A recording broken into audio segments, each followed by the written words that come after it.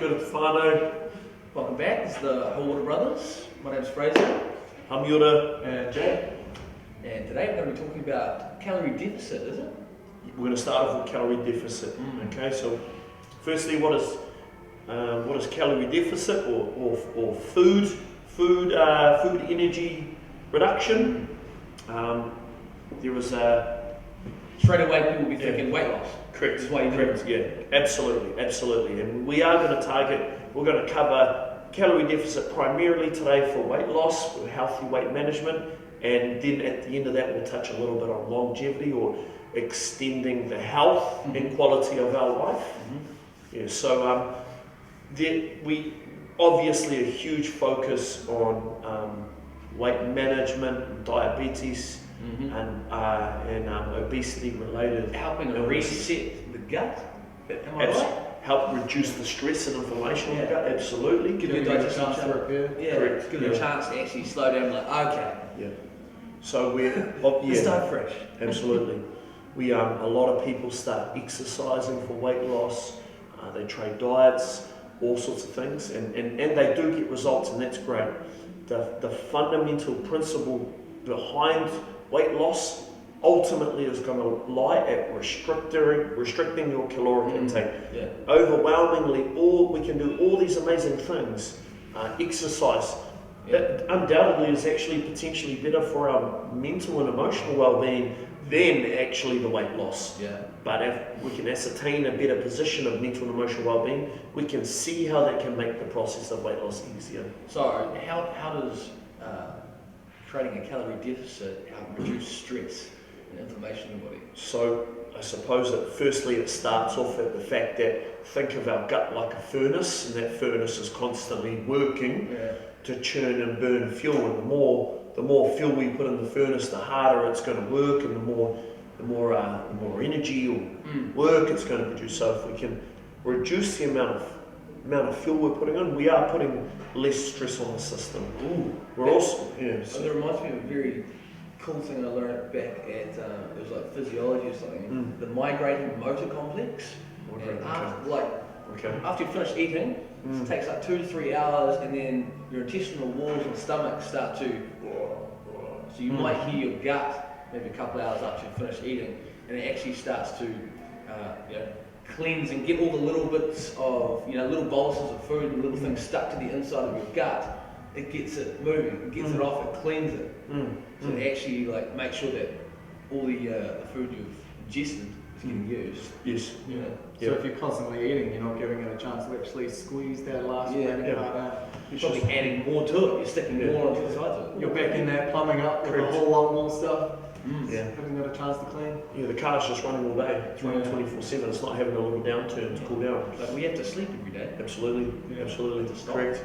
But with reference particularly to our weight loss, but overwhelmingly, accountability and honestly, if people are being really, truly, deeply honest with themselves, and they are actually looking for a long-term solution, you have to reduce your calorie intake. Seriously, it just has to be reduced. Ideally in the form of refined carbs. We know there's a big battle on sugar at the moment. And for good reason. But overwhelmingly, if we are 100 kilos and we want to be 90, honesty, it's just cut the bullshit. Be real with yourself. What is my caloric intake? Let's cut it. Right? Easy methods. We've talked about fasting. That's a great way to start it. Also give the engine that break it needs. But primarily it's about cutting the it's a simple equation. Energy in, take away energy out. If you're over or above, you're gaining weight, you're losing weight. After all the research and science and fancy methods we may have researched, it still fundamentally comes down to that with the greatest efficacy, which is calorie reduction. I saw a very funny article posted by a strength and conditioning coach on Instagram saying how humans are very bad at overestimating how much they do, how much energy they We think We don't. Worry about underestimating how much they've eaten. We misquantify our badness, Yeah. right? We think our badness is not as bad as it is, and we think our goodness is better than it is, right? We're full of shit. Yeah, that's right, that's right. Literally and figuratively. You know, we have to satisfy Psychologically. well, we're defending our position. I'm not as shit.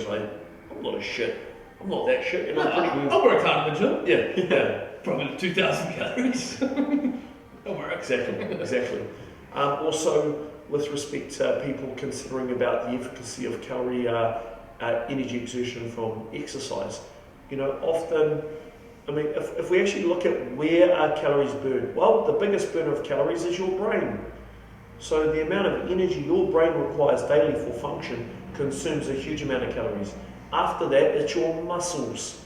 Your muscles burn energy because they require lots of energy, right? So the energy just alone from the exercise itself. Thermogenic. Or exercise, correct. 1 minute, guys, I've got to let these ladies in. Yeah. Yeah, it also makes me, it comes back to fasting as well. Like. Yeah, like, if we go back to talking about body. Afternoon, ladies, come on. How you doing? And it's taking in that food and making your body actually My do some voice work. is going a bit of a And, podcast. your longevity is going to be affected because you're just so used to putting that body under stress and constantly digesting that. How can I help you, girls? Yeah, the overall length of the lifespan of your part or your body is going to be affected. So see those cultures that eat quite minimally, they just eat what they need to. They're constantly working all day, like on a farm. They just eat what they have to. They let their body rest. They have periods of fasting, and they live like well over 100. They're not suffering from obesity or all these other medical ailments that we've got. Yeah. They can get away with all sorts of shit just because they're limiting their caloric intake. Yeah, it's amazing. We've just got an excess of options.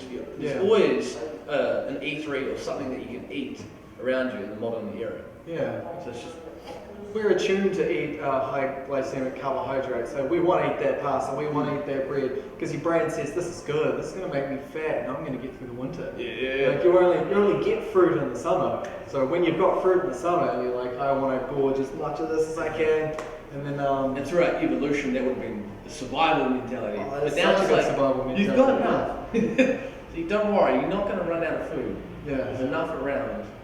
Yeah, we've kind of messed ourselves up a wee bit because of that, and because we've got food available at all times. So if we were to take the way that we evolved and tune ourselves to that status, we don't need much. Yeah. We don't need much to survive. We're not moving around that much. We don't really have that much to do throughout the day. No. It's quite interesting when Hami was talking about how the brain uses a lot of energy. I started thinking about how much energy you're using when you're breathing. When you're breathing with more depth, you're breathing out more carbon dioxide, which is thermogenic in itself. It's mobilizing fat stores, you're starting to burn fat. And I was looking up another article. When you've had a big feed, probably eating too much, your digestive system's working hard. You can't breathe as much, which just makes sense. Like you're full, there's a lot of stuff in your gut, and your lungs are trying to expand. It's like, no. We've got a lot of stuff, we're working down here, give us a couple of hours.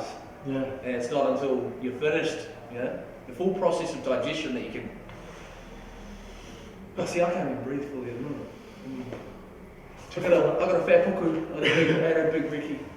And sitting, you can't really breathe properly either. Australia. Yeah, just going from here, and then as I bend down, I've restricted my breathing. I've got nothing in there. Internal posture. Yeah.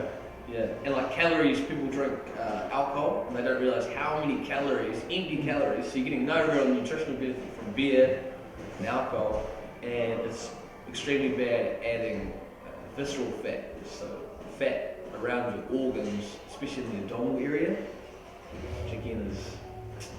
Alcohol's strange, isn't it? The way that it's the only liquid that we just gorge ourselves with. Isn't it? It's almost, in terms of energy, I think it's got the same amount of kilojoules as fat, like 1 gram of fat or... Density of calories. Yeah, I think it's like 36 kilojoules to 37 or something.